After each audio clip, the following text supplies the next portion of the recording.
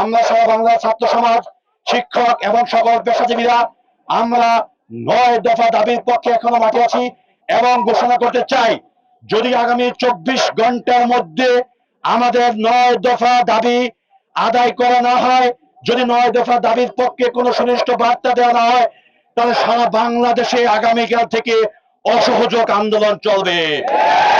আপনারা সবাই যার যার অবস্থান থেকে, যার যার জায়গা থেকে এই অসহযোগ আন্দোলনকে সফল করার জন্য এবং স্বৈরাচার সরকারকে হটানোর জন্য আপনার যার যার জায়গা থেকে আওয়াজ তুলুন, সবাই গর্জে উঠুন।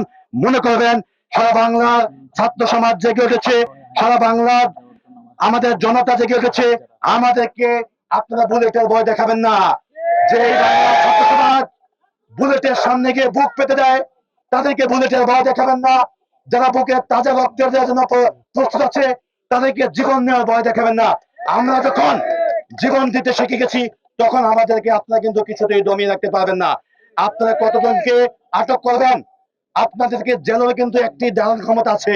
আমরা সবাই, যদি আমার যে সকল ভাইরা এখন আটক আছে, যদি তাদেরকে মুক্তি দেওয়া না হয়, আমরা সবাই কারাগারের দিকে একসাথে পদযাত্রা করবো এবং আমরা স্বেচ্ছায় কারাবরণ করবো।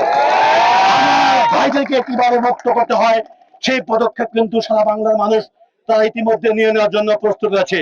আপনারা পদে পদে ভুল করেছেন, মানুষের যখন পতন আসে তারা কিন্তু পদে পদে ভুল করে, এবং আপনারা কিন্তু পদে পদে ভুল করে আপনাদের পতনের দিকে ধাবিত হয়েছেন, সেই প্রমাণ কিন্তু আপনাদের থেকেই আমরা দেখেছি। ইতিমধ্যে আপনাদের পক্ষে অনেক লোক ক্ষমা প্রার্থনা করেছে, আপনাদেরকে ভুলে গেলে হবে না। শহীদের রক্তের উপর দিয়ে কোন ক্ষমা ভিক্ষা আমরা তাদেরকে দিব না। আমরা শহীদের সাথে কোন রকম বেইমানি করতে পারি না। পাশাপাশি আমাদের এই যৌক্তিক আন্দোলনে সাভার বিশ্ববিদ্যালয়, ডেফোডিল ইউনিভার্সিটি, গণ বিশ্ববিদ্যালয় সহ সিটি ইউনিভার্সিটি সহ আশেপাশের সকল স্কুল কলেজ থেকে যে সকল শিক্ষার্থী ভাই বোনেরা, শিক্ষকরা আমাদের সাথে সংগতি জানিয়ে এসেছেন, যারা ইতিমধ্যে অ্যারেস্ট হয়েছেন, তাদেরকে যে কোনো ধরনের আইনি সহায়তা দেওয়ার জন্য আমরা কিন্তু তালিকা প্রস্তুত করেছি। যদি আমাদের তালিকা প্রস্তুত করতে সময়ের ব্যাপার হচ্ছে, আপনাদের জানা মতে যদি কেউ এরকম অ্যারেস্ট হয়ে থাকে, তাহলে আমরা সমন্বয়ক যারা আছে আমাদেরকে জানাবেন। আমরা আপনাদেরকে কোন রকম ভয় পাওয়ার কিছু নেই, আমরা আপনাদের পাশে আছি, আপনারা পাশে আছেন।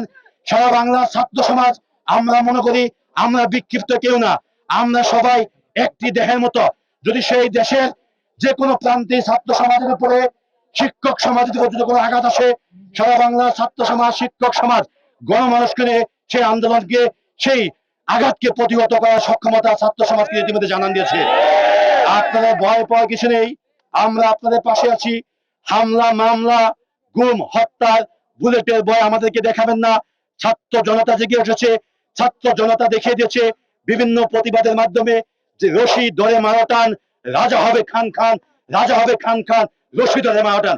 আমরা কিন্তু আমাদের জীবিকা, আমাদের প্রয়োজনের তাগিদে, আমাদের নিরাপত্তার সাথে আমরা কিন্তু ইতিমধ্যে রশি ধরে বসে আছি। যে কোনো সময় সারা বাংলার ছাত্র সমাজ, ছাত্র জনতা তারা কিন্তু রশি ধরে টান দিতে বাধ্য হবে। আমাদেরকে বাধ্য করবেন না।